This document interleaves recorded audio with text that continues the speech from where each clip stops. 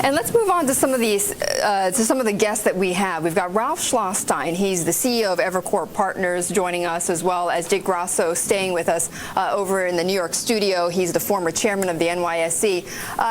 Ralph, give me your take on what you would like to come out of this meeting. Well, first of all, I think there's been a lot of positive developments in the last month. The agreement on the extension of the tax reductions is extremely important for maintaining and hopefully accelerating the momentum of the economy. Second, the free trade agreement with South Korea, which the president will be presenting to the Senate. And, you know, at some criticism to him, he held out for a better deal for this country and was able to deliver that. Right. And then third, I think the trip to Asia itself, where he took, you know, a large number of business leaders and effectively, took on the role of first salesperson for American business. So I think that you're seeing some important steps, both on the part of the administration and on the part of business. And these are short-run things.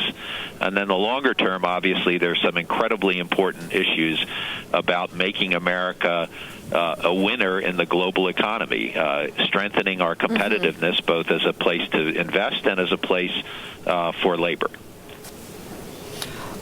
Right. That's exactly right, Ralph. And actually, that's where I want to go next, because Dick Grasso had raised this a very interesting point, an excellent point, which is that there's $1 trillion of that $2 trillion sitting overseas that's just waiting to come back here to the United States.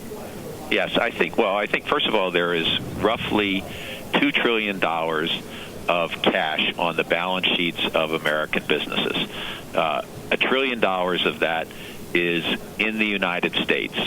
And another $1 trillion of it is offshore, and it would be expensive to have that cash repatriated under current tax policy. This has been done before. There's a lot of work being done right now to study its economic impact. And I think one of the most important things for our economic recovery is to create an environment in which this cash will be invested both in capital and in hiring people. And obviously it should start with the cash that's here in the United States already. But certainly anything that encourages investment here is good for our economy. But that's the danger, right? And Dick, I want you to jump in on this. I mean, that's the danger, is that money might come back, but it'll just be invested in stock buybacks or increasing the dividend or something like that. Yeah, well, I think you can create tax policy that says if you bring it back and invest it in capital equipment or in new job growth, all right, it will be a tax holiday. If you simply buy your own stock back or use it for acquisition purposes, you'll pay the ordinary tax rate. Yeah, I certainly agree that if that capital, the cash is brought back, that and it's done in a way that is advantageous compared to current tax policy, there should be a real gain to the economy in the form of investment or hiring. That's not always the easiest thing in the world to track, because money is in fact fungible, but certainly. Right. It is important to stimulate the use of that cash. And, I think the president fully understands that job creation in this country occurs in the private sector, which is why he's spending as much time today and, over the past month and even before the election with business leaders. And talking about business leaders, you've always been hearing that the president needs to add more business leaders onto his cabinet, or at least onto his councils. A lot of talk about, Roger Altman, as well as A.G. Lafley. We were discussing that. I mean, is that the natural next step for the president in order to sort of narrow that gap between the two sides?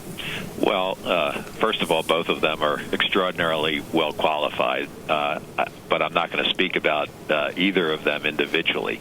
What I would say is that I think every president benefits from a diverse set of views and experiences in his closest advisors, and those can come from the executive branch of the public service, like governors and mayors. They can come from the legislative branch, from academia, and certainly they should come from business as well.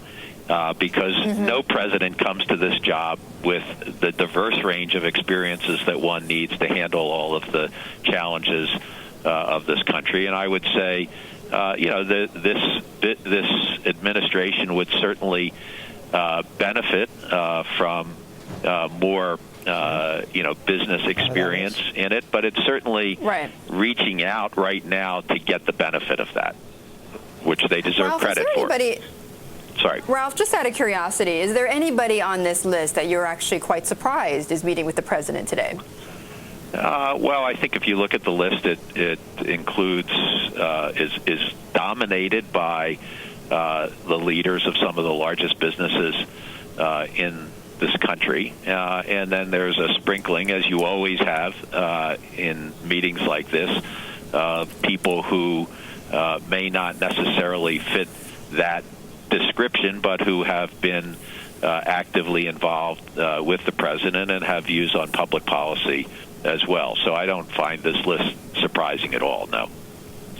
All that unusual. Ralph, thank you so much. I appreciate you staying with us. Ralph Schlosstein of Evercore Partners.